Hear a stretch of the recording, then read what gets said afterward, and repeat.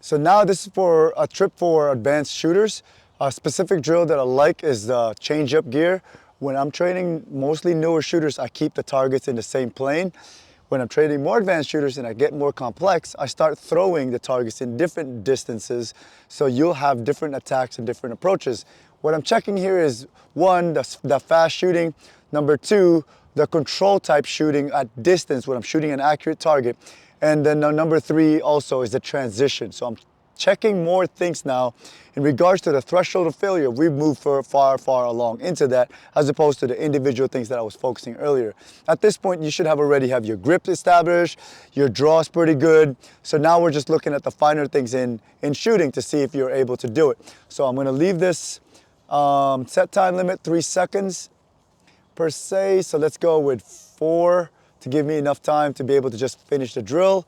It's a 6-round drill. So I'm gonna run it 2 sets and then pause time in between. Let's go with 2 seconds now. Give me a minute or a second or two to be able to adjust and all that stuff. And sensitivity is still all good. Delays 2 seconds, number of sets 2. So I'm gonna do this twice. And I'm gonna do this, the first one incorrect, and the second one I'm gonna do it correctly. Brought to you by Shooters Global. We created the advanced training system and next-gen shot timers to help you progress faster. I'm gonna shoot it right with my trigger finger. That's what I'm looking for, but I'm gonna work on transitioning.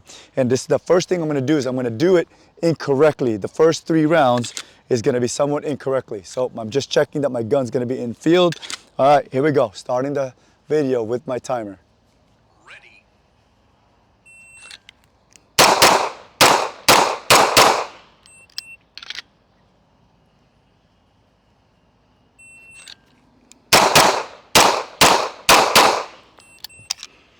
There's my 2 runs, 12 shots. Let's look at the video.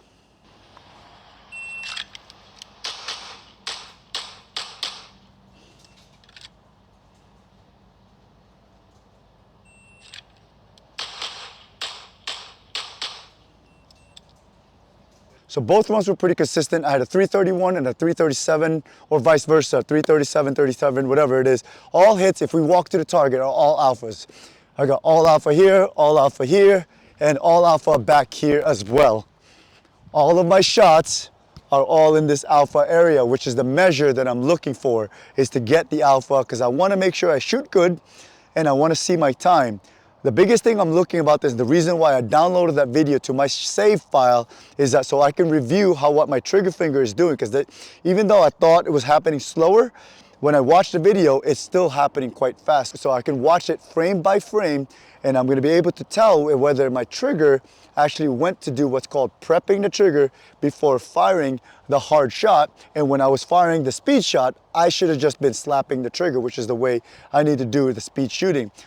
Any target that are hard, that requires accuracy at distance, something like this, 18 yards, I will need to prep that trigger before I break the shot. So I'm gonna be able to show you that on video if I did it correctly.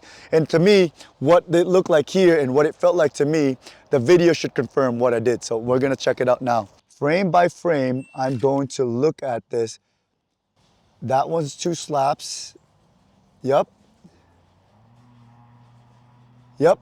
So there's what I'm looking for right there. It's a very small movement. Basically, all I'm looking for is when I'm shooting the fast shot, it's this, boom. My finger comes here and goes straight back to the rear.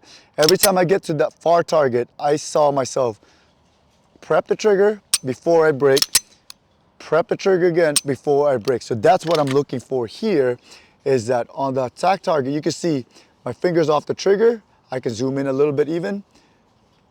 And as soon as I fire, you can see it comes off the trigger, comes in into this, ever so slight, prepping the trigger just before I fire that shot. There's a reset, and there's a prep. Reset, there's the prep. So there's the break of the shot. And then the last shot, you don't see any preps. It's just release and shoot. And that's what my overall time with 331. So that's what I'm looking for here. So even though I like the time and I like the way I shot it, I can speed that up if I was correctly doing the rhythm. Because over here, if you move up closely, after the shot in the middle, 1, it took me a little bit to go to the last and final target. So I can make that rhythm a little bit better. So the way it sounded like is 1, 2,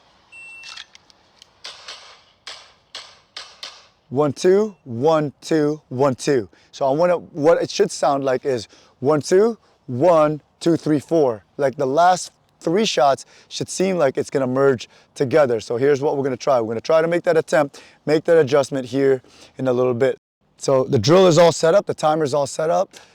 I'm going to shoot this with the correct rhythm now, and I should achieve a faster time, hopefully with the same exact accuracy where it's all alpha still in this drill. I'm still gonna pay attention to my prep as I fire the back target. So here we go. Ready.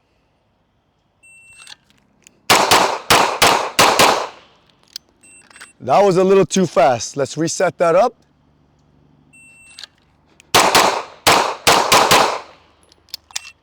And that was much better, even though it's probably the same time. It was about the same time.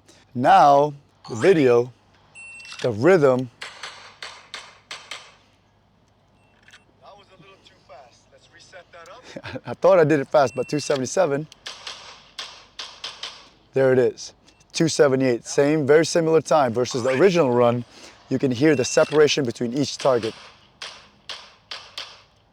Separation 1, 2, 1, 2, 1, 2. 1, 2, 1, 2, 1, 2.